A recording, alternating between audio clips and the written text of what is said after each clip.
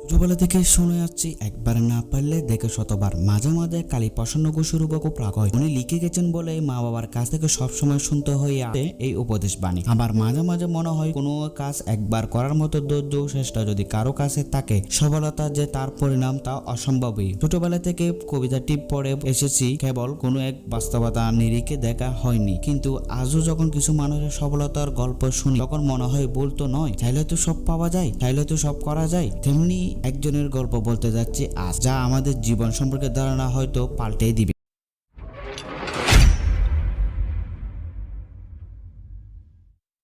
প্রথমে KFC-তে গেলে কেউ না কেউ ঠিকই প্রশ্ন করে বটে, ভাই এই বড়টাকে সব জায়গায় এর ছবি, চলুন বড়োর ব্যাপারে অবিশ্বাসকর সব জিনিস জেনে নেওয়া যায়। বয়সের সীমাবদ্ধ সফলতার পথে কোনো বাধা হয়ে দাঁড়ায় না। তার অন্যতম উদাহরণ হলো কর্নেল হারল্যান্ড ডেভিড স্যান্ডার্স, যাকে আমরা আঞ্চলিক ভাষায় KFC বড়ো নামে চিনি। 1890 সালে আমেরিকায় ইন্ডিয়ানা স্টেটে, আর বাড়িটা ছিল ইন্ডিয়ান হেনরিভিলি থেকে 5 কিলোমিটার দূরে। মাত্র 6 বছর বয়সে পিতাকে হারানোর পর যেন সংসারের চাপ তার কাঁধের উপর চলে আসে। তখন তার মা বাইরে কাজ করতে যেতেন। স্যান্ডার্সকে তার ছোট ভাই ও বোনটি দেখাশোনা করার জন্য রাখা হতো। মাত্র 7 বছর বয়সে বেশ ভালো রান্না শিখে গিয়েছিল তিনি, কারণ ছোট ভাই বোনের খাওয়ানোর দায়িত্ব ছিল তার কাঁধে। 16 বছর বয়সে তাকে স্কুল ছাড়তে হয়েছিল। 12 বছর বয়সে তার মা নতুন বিয়ে করলে সৎ বাবার আশ্রয়ে খুব বেশি দিন কাটতে পারেনি। এরপর 1 বছরের মধ্যে 4টি কোম্পানি থেকে তাকে বের করে দেওয়া হয়। পরে 1906 সালে নিউ অ্যালবানিতে তার কাকার কাছে বেশ কিছুদিন থাকেন। তার কাকা কার নামক একটি কোম্পানিতে কাজ করতেন, যার থ্রুতে তিনি কন্ট্রাক্টর হিসেবে কাজ করার সুযোগ পান। মাত্র 18 বছর বয়সে হারল্যান্ড বিয়ে করেন, কিন্তু বৈবাহিক জীবনে তার তেমন খুব সুখের ছিল না। 20 বছর বয়সে বিয়ের মাত্র 2 বছর সংসার করলো, পরে তার ডিভোর্স হয়ে যায়। তার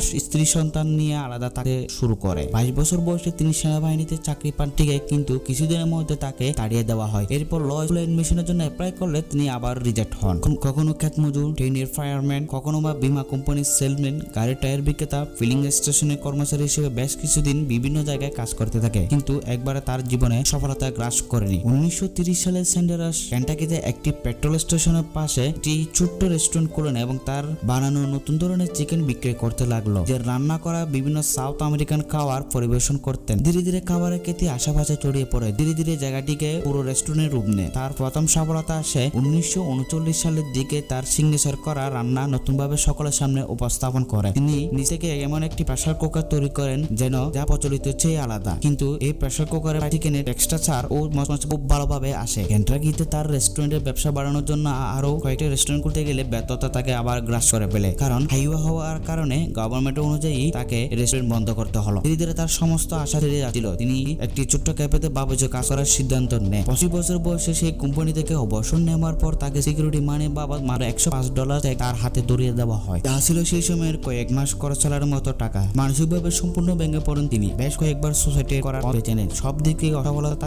নিজের বানানো চিকেনের উপর সম্পূর্ণ আস্থা ছিল তার, কিন্তু স্যান্ডার্স হার মানার পাত্র নন। তার 4 বছর আগে ফেলে আসা ব্যবসায়ী চিন্তাকে নতুন করে গড়া তোলার জন্য বদ্ধপরিকর হয়ে উঠলেন। তার গাড়িতে ভর্তি করে নিলেন প্রেসার কুকার, ময়দা, মুরগি, তার নিজের তৈরি রেসিপি, অন্যান্য উপকরণ। আর করতে লাগলেন এক রেস্টুরেন্ট থেকে বেশিরভাগ রেস্টুরেন্ট মালিক তার রেসিপি রিজেক্ট করতে লাগলেন। 1009টি রেস্টুরেন্ট থেকে নিরাশ হওয়ার পর প্রথম তিনি কাস্টমার পায়। তখন থেকে আজ পর্যন্ত তাকে নিরাশ হতে হয়নি। সারা জীবন ব্যর্থতা কালো ছায়া জড়িয়ে লাগলেও নিজের রেসিপির উপর সম্পূর্ণ বিশ্বাস ছিল তার, যেটা তার সকল বাধা অতিক্রম।